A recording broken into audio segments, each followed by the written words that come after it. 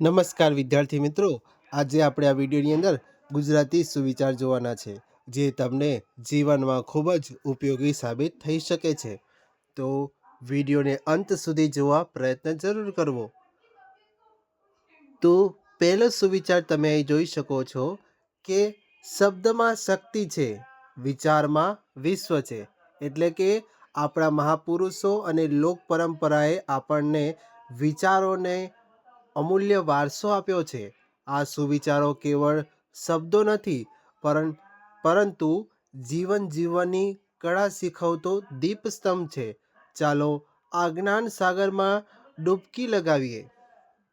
ત્યાર પછી આગળ જઈએ છે તો અહીંયા આગળ વાત કરીએ કે પાયો, ચારિત્ર્ય અને સત્ય. એટલે કે વ્યક્તિની ઓળખ તેના કપડાથી નહીં, પરંતુ તેના ચારિત્ર્યથી થતી હોય છે. એવું કોણે કહ્યું છે? મહાત્મા ગાંધીએ. ત્યાર પછી આગળ વાત કરીએ કે સાચો વૈષ્ણવ કોણ છે.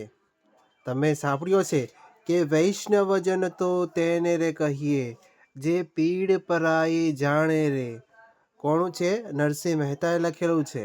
એની અંદર શું કહેવા માંગ્યું છે કે જે બીજાના દુઃખને સમજે છે, અભિમાન વિના ઉપકાર કરે છે અને મન વચન કર્મથી શુદ્ધ છે, તે જ સાચો ઈશ્વરનો માણસ છે.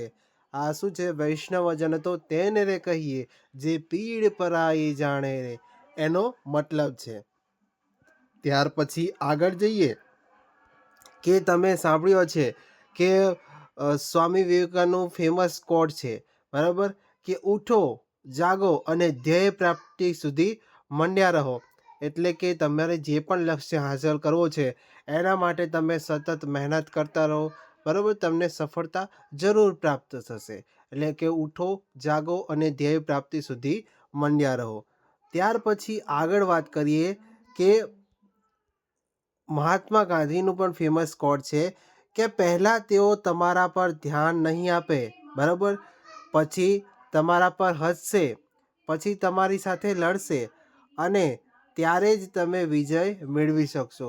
આ પણ એક મહાત્મા ગાંધીનું ફેમસ સુવિચાર કહી શકીએ છીએ, બરાબર. ત્યાર પછી આગળ વાત કરીએ તો સ્વામી વિવેકાનંદનું બીજું એક સારો સુવિચાર કહી શકીએ તો એકવાર હાર્યા બાદ ફરીથી પ્રયત્ન કરવામાં ડરશો નહીં, કેમ કે આ વખતની શરૂઆત તમે શૂન્યથી નહીં, પરંતુ અનુભવથી થશે. એટલે આની અંદર શું કહેવા માગો છો કે તમે જ્યારે હારો છો ત્યારે તમે કેટલાક પ્રયત્નો કર્યા હશે, ત્યારબાદ તમે હારો છો. એટલે કે તમને એક અનુભવ મળી ગયો છે. એટલે કે અનુભવ મળી ગયો છે એટલે કે તમારે હવે કઈ જગ્યાએ શું કચાશ રહી ગઈ છે, એને કચાશ દૂર કરીને તમે આગળ વધી શકો છો, બરાબર. તો તમે સક્સેસ આ રીતે મેળવી શકો છો, બરાબર. ત્યાર પછી આગળ વાત કરીએ તો શિખર સફળતા અને જ્ઞાન. તો કે ડૉક્ટર એપીજે અબ્દુલ કલામનો ફેમસ કોટ છે કે તમારી પહેલી સફળતા પછી આરામ ના કરો, બરાબર. ઘણા એવા હોય છે કે જે થોડીક સફળતા એમને મળે છે ત્યારે શું કરે છે? એ આરામ કરે છે. કેમ કે તમે બીજી વખત અસફળ થશો તો ઘણા બધા એવું કહેશે કે તમારી પ્રથમ સફળતા માત્ર એક તુક્કો હતો. ઘણા બધા જે માણસો છે એ એવું કહેશે કે તમે જે પહેલી સફળતા મળી હતી એ તો ખાલી એક તુક્કો હતો, પહેલી વાર સફળતા મળી ગઈ એટલે તમે એકવાર સફળ થઈ ગયા છો. પરંતુ જો તમે સતત મહેનત કરતા રહેશો, બરાબર, તો તમે સફળ વ્યક્તિ ક્યારે કહેવાય કે તમે એકવાર સફળ થઈ ગયા કોઈ ફિલ્ડની અંદર, તો એવું નહીં, પરંતુ તમે જે ફિલ્ડમાં કાર્ય કરો છો એ ફિલ્ડમાં સતત કાર્ય કરતા રહેવું. એ ફિલ્ડની અંદર કંઈક નવું આવ્યું હોય તો એ નવી માહિતી તમારે લેવાની છે અને એની અંદર કંઈક અપગ્રેડ કરતું રહેવાનું છે, બરાબર. તો જ તમે સફળ વ્યક્તિ ગણાશો, બરાબર. તો આ ડૉક્ટર એપીજે અબ્દુલ કલામનું ફેમસ કોડ છે. ત્યાર પછી આગળ વાત કરીએ કે એવી રીતે જીવો કે જાણે કાલે મૃત્યુ પામવા છો, બરાબર. તમે જીવન કેવી રીતે જીવવાનું છે? ખૂબ જ ઉલ્લાસથી અને એવી રીતે શીખો કે જાણે હંમેશા જીવવાના જ છો, બરોબર? કે જ્યારે તમે જીવન જીવવાના છો તો તમે એવી રીતે જીવો કે તમે હમણાં જ મરી જવાના છો. તો તમે એ જીવન કેવી રીતે જીવશો અને એવી રીતે શીખો કે કોઈ પણ વસ્તુ શીખવાની છે તો તમે એવું કે જાણે તમે હંમેશા જીવવાના જ છો અને તમે એવી રીતે શીખવાની વાત કરેલી છે. તો આ શું છે? મહાત્મા ગાંધીનો કોટ જોવા મળે છે. બરાબર? વારસો લોક શાણપણની કહેવતો. કહેવતોમાં પણ સચવાયેલું છે શાણપણ. બરાબર? કે તમે ઘણીવાર સાંભળ્યું છે કે બોલે તેના બોર વેચાય. એટલે કે તમારે કંઈક મેળવવા માટે બોલવું પડશે. તમે મૂંગા રહેશો તો કોઈ તમને સામેથી સફળતા પ્રાપ્ત કરીને આપી નહીં જાય. બરાબર? તો સફળતા માટે સંચાર એટલે કે કમ્યુનિકેશન જરૂરી છે. તમે વાતચીત નહીં કરો તો તમે સફળ કેવી રીતે બનશો? કે મૂંગા માણસો કે સફળ બની જાય એવું ના હોય. તમારે કમ્યુનિકેશન કરવું જરૂરી છે. બરાબર? પછી ના બોલ્યામાં 9 ગુણ. આવા ઘણી બધી કહેવતો પણ તમે સાંભળી હશે. બરાબર? એટલે કે કેટલીક વાર મૌન રહેવું અને વિવાદ ટાળવો એ સૌથી બુદ્ધિશાળી માર્ગ હોય છે. હવે તમને એવું ખબર છે કે સામેલી વ્યક્તિ એવી છે કે તમે જેટલું પણ કહેશો, બરાબર, એ માનવાની નથી. તો ત્યાં મૌન રહેવું એ સૌથી સારું બાબત આપણે કાર્ય કરીએ છીએ એવું કહી શકીએ છીએ. કારણ કે જે સામેલી વ્યક્તિ માનવાની જ નથી તો તમે સામેથી ગમે તેટલું તમે કહેશો તો એ વ્યક્તિ સાંભળવાની નથી. એટલે કે મૌન રહેવું, વિવાદ ટાળવો એ સૌથી બુદ્ધિશાળી માર્ગ આપણે કહી શકીએ છીએ.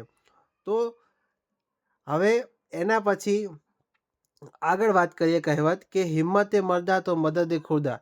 એટલે કે જેઓ સતત પ્રયત્ન કરતા રહે છે તેમને જ દૈવી સહાય મળે છે. કે જે ઉપરવાળા છે, ભગવાન કહો, અલ્લાહ કહો, ઈશ્વર કહો, બરાબર, તો તે ભગવાન ત્યારે જ તમને મદદ કરે છે જ્યારે પોતે તમે મહેનત કરતા હો, પોતે તમે પ્રયત્ન કરતા રહો તો જ તે તમને મદદ કરશે. બરાબર? એવું નહીં કે એમને મદદ કરી દે. જો તમે સતત પ્રયત્ન કરતા રહો છો તો જ તમને દેવી સહાય મળે છે. તો આ કહેવતનો એવો અર્થ થાય છે. પછી હાથના કર્યા હૈયે વાગે. એટલે કે વ્યક્તિએ જે પોતાના કર્મો કર્યા છે એ કર્મોને પરિણામો ભોગવવા જ પડશે. કોઈ વ્યક્તિ ખરાબ કાર્ય કરે છે અત્યારે અને એવું કહે છે કે મને તો ભલે ને ગમે તે હું તો આ રીતે જ કાર્ય કરીશ, ખરાબ કાર્ય કરીશ. તમારે જે થાય એ કરવું કરી લે. પરંતુ એને વ્યક્તિને પોતાના કર્મો જે છે એ કર્મોનું ફળ ભોગવવું જ પડે છે. બરાબર? ત્યાર પછી આગળ વાત કરીએ કે સરદાર વલ્લભભાઈનું એક ફેમસ કોટ છે. બરાબર? કે એકતા અને સેવા વિશે. તો કે સામાન્ય પ્રયાસોથી આપણે દેશને નવી મહાનતા તરફ લઈ જઈ શકીએ છીએ. જ્યારે એકતાનો અભાવ આપણને નવી આફતોમાં ધકેલી દે છે. જ્યારે તમે બધા એક સાથે કાર્ય કરો છો ત્યારે જે કાર્ય છે એ તમે સરળતાથી કરી શકો છો. પરંતુ જો તમે એ કાર્ય તમે એકલા કરતા હો, બરાબર, અલગ-અલગ કરતા હો તો શું છે? આફતોમાં તે ધકેલી દે છે. બરાબર? તમે સાથે મળીને કાર્ય કરો છો તો એ સાથે મળીને કાર્ય ઝડપી થઈ જાય છે. પરંતુ જ્યારે તમે દેશને આગળ વધારવાની વાત કરો છો, બરાબર, ત્યારે તમે એકઠા થવું જરૂરી છે. બરાબર? તમે એકઠા ના થાવ તો તમે અહીંયા દેશને પાછળ ધકેલી દો છો. બરાબર? અથવા નવી આફતોમાં તમે ધકેલી દો છો. એકતા તમારામાં નહીં હોય, બધા સાથે સપીને નહીં રહો તો તમે શું છે? જુદા પડી જશો. બરાબર? ત્યાર પછી આગળ વાત કરીએ કે મહાત્મા ગાંધીનું બીજું એક ફેમસ કોટ છે કે સ્વયંને જાણવાનો શ્રેષ્ઠ તરીકો છે. એટલે કે પોતાને જ્યારે જાણવું હોય તો ત્યારે સ્વયંને શું કરે છે? સ્વયંને આ બીજાની જે સેવામાં છે એ ડૂબાવી દો. બરાબર? એ બીજાની સેવામાં તમે ડૂબાડી દો તો એ તમે પોતાને જાણવું હોય તો સ્વયં એ આપણે જાણી શકીએ છીએ.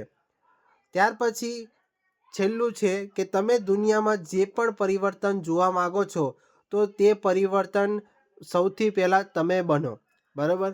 જ્યારે તમે કોઈકને એવું કહો છો કે આ વ્યક્તિ તો આવો છે અને આ વ્યક્તિ તેવો છે, પરંતુ એ જ ફેરફાર જો તમે પોતાનામાં કરો તો જ તમે પરિવર્તન લાવી શકો છો.